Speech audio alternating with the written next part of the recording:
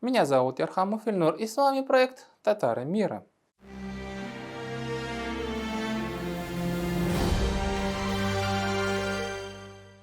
Мог ли представить поэт Шейхзада Бабич, что его имя когда-нибудь, через 100 лет, станет предметом споров и разногласий между близкими и родными народами, татарами и башкирами? Наверное, мог. А знаете почему? Если детально погрузиться в творчество поэта, если посмотреть его нелегкий путь, пройденный через турбулентные первые десятилетия 20 века в России, через Первую мировую войну и революцию, через гражданскую войну в нашей стране, то можно понять, что Шейхзада Бабич крайне, я бы даже сказал, чересчур творческий и искренний человек. Все, что с ним происходило, он тут же старался выразить словом. Всякие дела, передряги и мутные истории, в которые он ввязывался, судя по его творчеству, он пытался объяснить сам себе, пытался что ли доказать их либо неизбежность, либо справедливость. Отсюда, скорее всего, и проистекают причины его искрометного юмора, где-то иронического, а где-то полного сарказма. Отсюда и некоторые его очень тяжелые, очень жесткие высказывания, которые сегодня могут кого-то ранить или обидеть, и которые сегодня порядочные читатели вынуждены сами себе разъяснять, объяснять, тем самым, наверное, смягчая взгляды поэта. Имя Шейхзады Бабича стало предметом центральной дискуссии между татарами и башкирами во время переписи населения. И не в первый раз. Башкирские политтехнологи пользуются очень критическим и едким высказыванием Бабича относительно сторонников создания татаро-башкирского штата Идель-Урал и в целом татарского, как говорили в начале 20 века, буржуазного общественного движения, которое набирало обороты в эпоху перемен после отречения от власти царя Николая II. Всякие башкирские историки типа Салават Хамидуллина любят поднимать на знамена выпады Бабича. Мол, смотрите, как в свое время наш башкирский поэт Бабич костерил этих разнузданных татаристов. Приводят в пример его фельетон «Уфимские впечатления». Рахмат сізге, сіздің һәр бір пышрақ мәкаләгіз бізге сафлық бирә, көч бирә. Сіздің һәрбір хәрәкәтегез башкортны башкортлаштыра, ныгыта, берләштерә. Без сезгә моңа кадәр артык бәйләнешмәдек, тик чиктән чыккан сүгенүләрегезгә генә, ялгынларыгызга гына җавап бирә килдек. Инде ачык белегез ки сезнең белән җаваплашуны өзебезнең гали жана башкорт йөрәгез кимчелек дип беләбез. Сәлам алейкум ли антабик аль мутакабарин. Написана была эта статья в 1918 году, в самый разгар гражданской войны. И всего того хаоса, что устроили на Волге и в Приурале красные, белые, башкирские войска и так далее. А теперь давайте думать.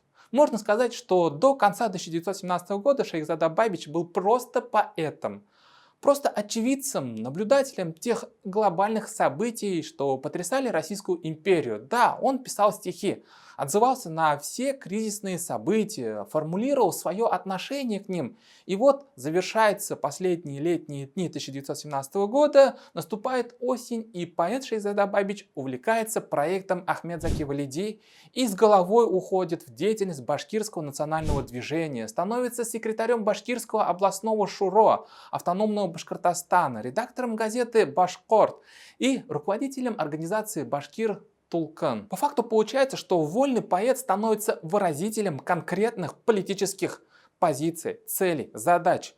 То есть начинает работать на пропаганду, становится рабом конкретных политиканов. Нужно понимать, что пропаганда – это на самом деле, говоря образно, снаряды, которые летят либо в сторону врага, либо в сторону своих. И пропагандисты, в которого превратился Бабич, это лишь инструменты, которые находятся в руках политиков, таких как Ахмед Заки Валиди. И эти политики решают, когда и как стрелять пропагандистскими снарядами. А что такое политика? Тем более в турбулентные революционные времена. Вещь очень грязная, неприятная и противная в те времена. И вряд ли сегодня стало чище. Увы, но из-за переоценки, скорее всего даже недооценки собственных сил, политикам приходится вчерашних врагов называть друзьями, а вчерашних друзей врагами. Ахмед Заки Валиди перешел на сторону большевиков и красных, на сторону вчерашних врагов, с которыми он боролся в союзе с армией белого генерала Дутова. Понятно, что Дутов теперь был объявлен его противником. Политическое переобувание Валиди нужно было красиво, доходчиво донести до простого народа, до людей, поверивших в дело башкирского национального движения. Понятно, что к этому делу был подключен поэт Шейхзада Бабич, который написал свое знаменитое произведение «Большевиклар Балян Килишу Туралы Башкорт Халкана Кайле Хитаб». В итоге, как мы знаем, Заки Валиди с большевиками рассорился и убежал из страны.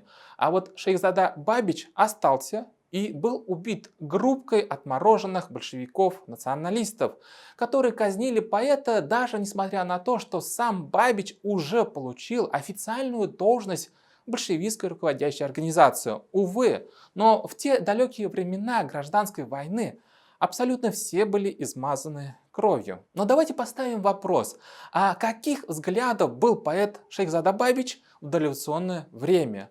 Как он смотрел на татар, на татарский мир?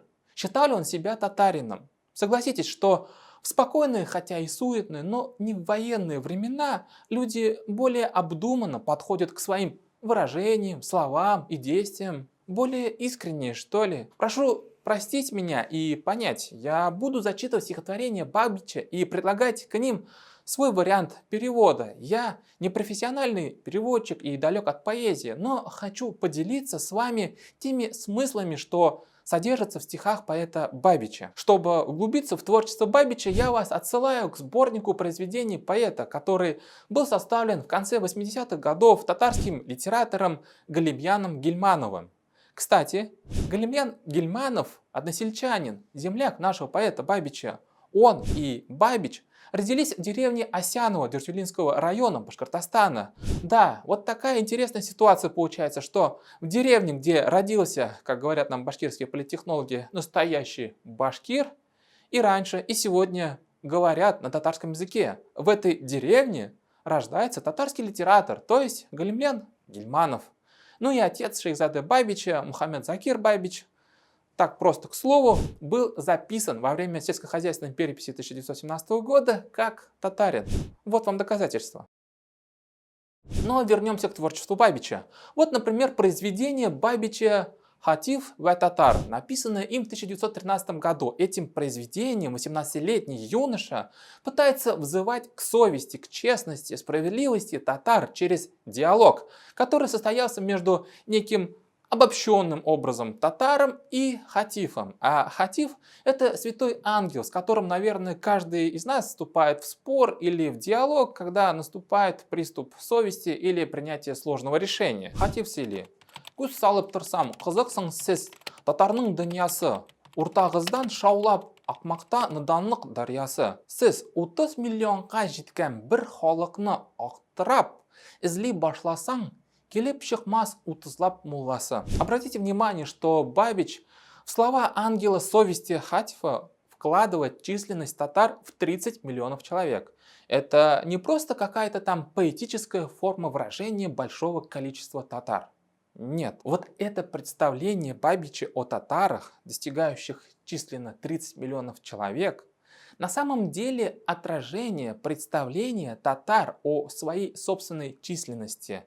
Да, в 1913 году среди татар и вообще среди многомиллионного многонационального сообщества Российской империи еще не были распространены знания и результаты всероссийской переписи населения 1897 года, когда татарскую нацию, откровенно говоря, препарировали бессовестные переписчики, раздробив на всякие там непонятные этносы, субэтносы и сословия и так далее. В общем, в этом стихотворении мы видим сознание Бабича, еще не замутненное токсичными представлениями антитатарской провокационной переписью 1897 года. Продолжаем читать стихи Бабича. Вот, например, стихотворение Бабича, написанное в 1914 году и взывающее опять к совести татар-шакирдов, которые в городах, таких как Казань и Уфа, стремительно обрусевают, отказываясь от своей родной культуры, от своего родного татарского языка. Стихотворение называется «Бәғзі студентларбыз», то есть некоторые наши студенты. «Яхшы қылдым, яшлігімді руша укый башладым. Слава бог, көптен шәкірт деген исемні ташладым.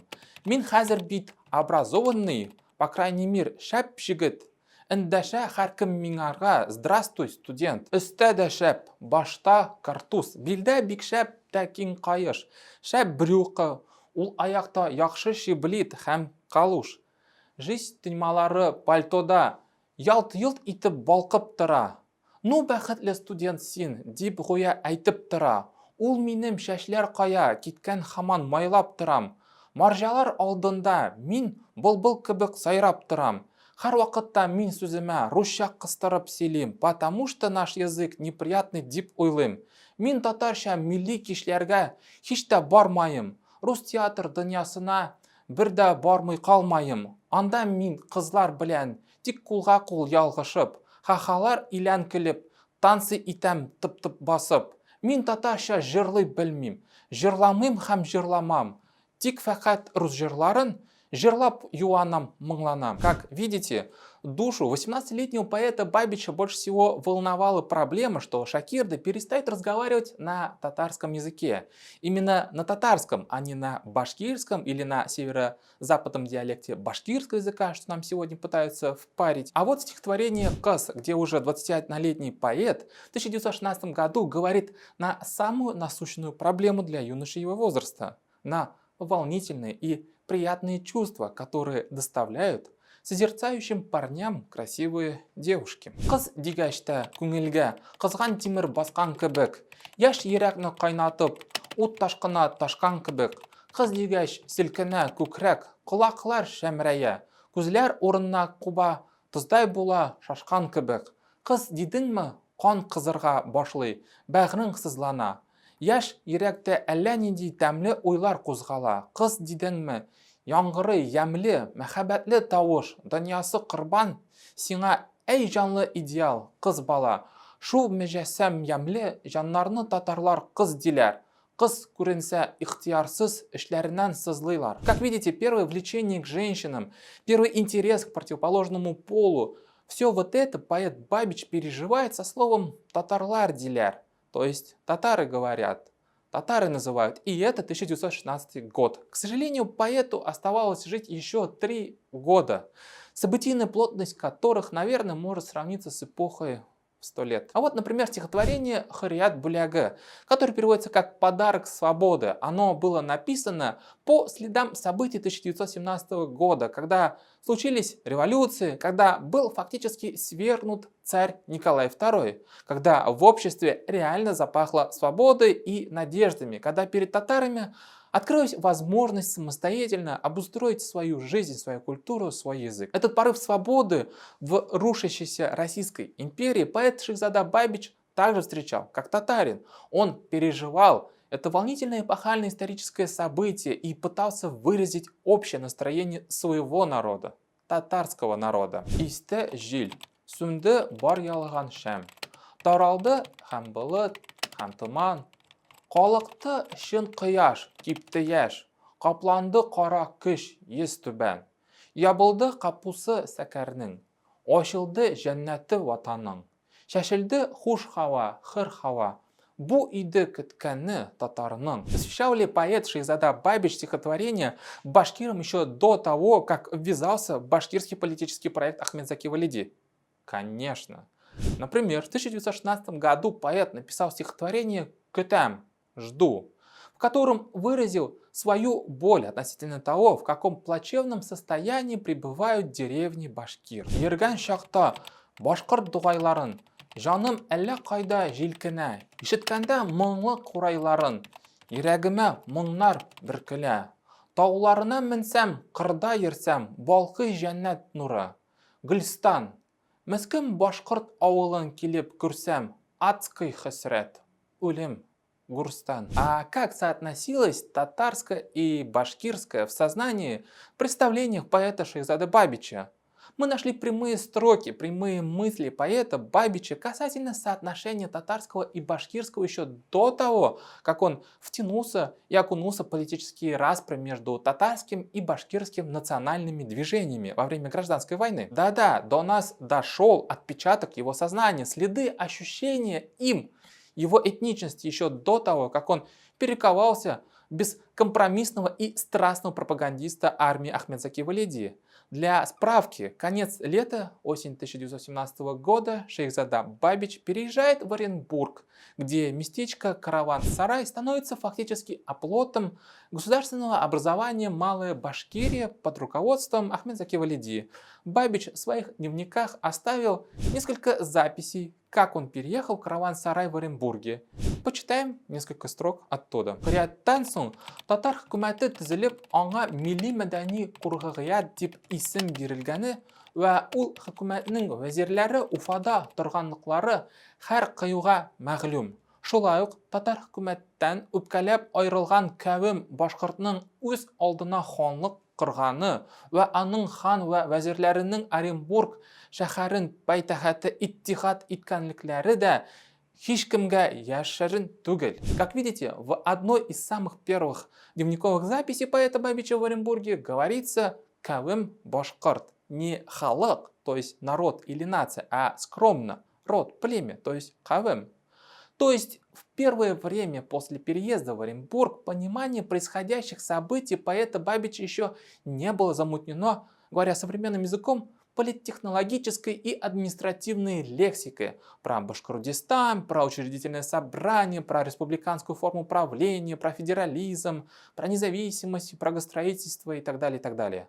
Наивный, но в то же время искренний ум поэта Бабича все эти политические дрязги, все эти фонтанирующие вождистские политические амбиции видел и понимал прямо и примитивно, просто.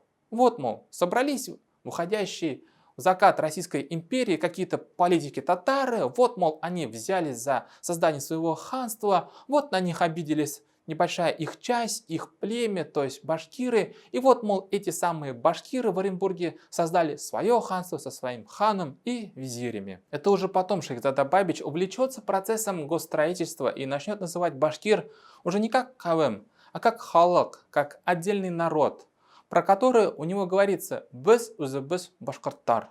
Задача такая у пропагандиста – словом изменять реальность, перекраивать, программировать ее, а не отражать то, что есть на самом деле. Какие выводы, Дуслар Ипташляр?